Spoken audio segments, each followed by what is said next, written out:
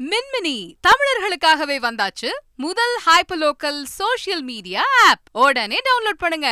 பிரதமர் நரேந்திர மோடி முதல்வராக பதவி வகித்த போது கூறிய கருத்துகளுக்கு எதிரான நிலைப்பாட்டை தற்போது எடுத்துள்ளார் என்று திமுக எம்பி கனிமொழி கூறியுள்ளார். ஒசூரில் திமுகவின் தேர்தல் அறிக்கை தயாரிப்பு குழுவின் கருத்து கேட்பு கூட்டம் நடைபெற்றது. அப்போது மாநிலங்களுக்கு நிதி பகிர்வு அளிக்கும் விவகாரத்தில் பிரதமர் மோடி முதல்வராக இருந்தபோது கூறிய கருத்துகளுக்கு எதிரான நிலைப்பாட்டை தற்போது எடுத்துள்ளார் என்றார். இந்த விவகாரத்தில் மாநில முதலமைச்சர்களை களத்தில் போராட வேண்டிய சூழலுக்கு மத்திய அரசு தள்ளி உள்ளது என்றும் அவர் குற்றம் சாட்டினார். அவர் முதலமைச்சராக இருந்த பொழுது சொன்ன கருத்துக்கள் இது. இன்னைக்கு பிரதமராக இருக்கக்கூடிய அந்த நிலையிலே அவர் முற்றிலும் எதிரான, முதலமைச்சர் மோடி அவர்கள் சொன்ன கருத்துக்களுக்கு முற்றிலும் எதிரான ஒரு நிலைப்பாட்டை எடுத்திருக்கிறார்.